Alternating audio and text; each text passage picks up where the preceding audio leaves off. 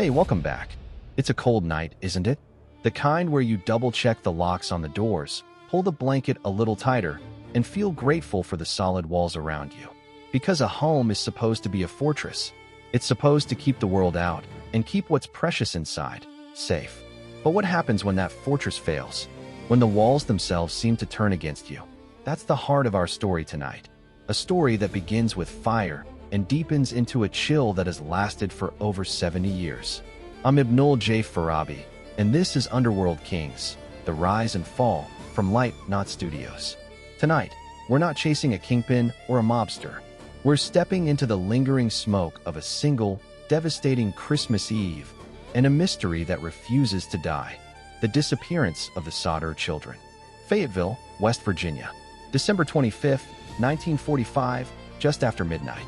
George and Jennie Sodder, Italian immigrants who'd built a thriving life and a family of 10 children, are awakened by a phone call.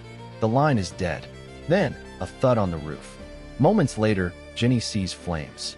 The house is on fire. In the chaos, George and Jennie managed to get 4 of their children out. A 5th, their eldest son, was away that night. But 5 children, Maurice, Martha, Louis, Jennie, and Betty, were asleep in the upstairs bedrooms. The fire is ferocious, consuming the wooden home in what seems like minutes. George tries to get to them, but his ladder is gone from its usual spot. His trucks won't start. The local water tank, meant for fires, is empty. It's a cascade of terrible luck. By morning, the house is a smoldering ruin. The authorities sift through the ashes and declare that the 5 children must have been completely cremated in the intense heat. No remains are found, but the explanation is accepted: a tragic accident. But for George and Jennie Sodder, that explanation never, ever sat right. The fire didn't behave like a normal electrical fire. And the pieces of bad luck, the missing ladder, the dead trucks, felt less like coincidence and more like sabotage. This was a family, remember, that had faced prejudice. George was outspoken, critical of Mussolini, and had received threats. And in the days before the fire, a strange insurance salesman had come to the door and told their 9-year-old son, "Your house is going to burn down, and your children are going to be destroyed." It was written off as a cruel joke. After the fire, it felt like a prophecy. So the Sodders refused to grieve quietly. They refused to accept the official story. They bulldozed the ashes, planted a memorial garden, and launched their own lifelong investigation. And the inconsistencies they uncovered are what transformed this tragedy into a bottomless mystery. First, the fire itself. A county fire captain said the blaze was so hot it could cremate bones. But a state police photographer took pictures of the scene that showed the foundation littered with recognizable, unburned objects: a wooden chair leg, a pile of coal, even a piece of beef in the icebox that was only singed. If these items survived, how could 5 skeletons be utterly vaporized? A dentist came forward to say that even in intense crematorium fires, teeth, the hardest part of the body, almost always survive. Not a single tooth was found. Then, the ladder. George always kept it leaning against the house. That night, it was gone, found later far down an embankment. His trucks, which he'd used just hours before, wouldn't crank. Someone suggested pouring hot coals into the carburetor to warm it might work, and when they did, they found a strange internal organ, a heart or a liver, placed inside.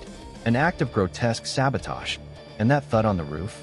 Jennie became convinced it was a homemade napalm bomb, meant to start a fire that would spread too quickly to escape.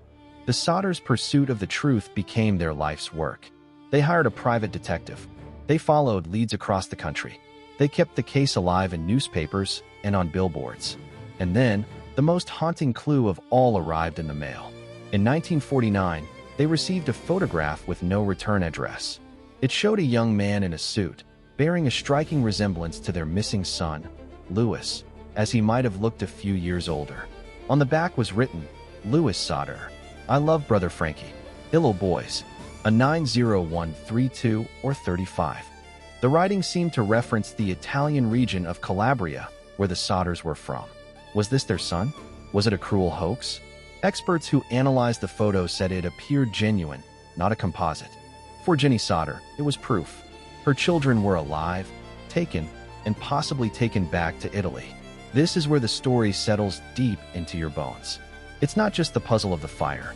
It's the profound human response to an unacceptable reality. George and Jennie Sodder built a life on the bedrock of family, and that bedrock had shattered. They could either lie down in the ashes of the official story, or they could spend every remaining breath trying to reassemble the truth. They chose the latter. They turned their pain into a relentless engine of inquiry. Jennie would sit by the window for years, hoping her children would walk up the road. George died still searching. Jennie lived into her 80s, never giving up. As an engineer, I look at this case and see a system failure. Every safety mechanism, the ladder, the truck, the water supply, the very electrical wiring, failed simultaneously. The probability of that is infinitesimally small. It points to design, not accident. As a storyteller, and as an immigrant myself, I see something else. I see the vulnerability of a family that stood out, that spoke their mind in a time and place where that could make you a target. The Sodders' fierce love for their children was the one thing no one could sabotage, and it fueled a search that outlived them both. The Sodder children were never found. No arrests were ever made. The case is cold, but it has never been closed in the hearts of those who remember it. The memorial garden the Sodders planted is gone now, but a small stone marker remains. It lists the 5 names and their birth dates, but under the date of death, it reads only, still missing. Sometimes, a mystery isn't about finding the final answer. Sometimes, it's about the weight of the questions and the indelible mark they leave on the world. The Sodder family tragedy asks us how far we would go to reject a narrative that doesn't fit the facts of our heart. It asks us what we truly believe happened behind the smoke on that long ago Christmas morning. Thank you for listening to this episode of Underworld Kings. If this story gripped you, please share it with someone. Sometimes, keeping a story alive is the only tribute we can offer. For more deep dives into history's most compelling mysteries, subscribe wherever you get your podcasts. This is Ibnul J. Farabi for Light Knot Studios. Until next time, take care, and remember, some stories don't have endings, but they always have a truth. Find out more about our work at lightknotstudios.com.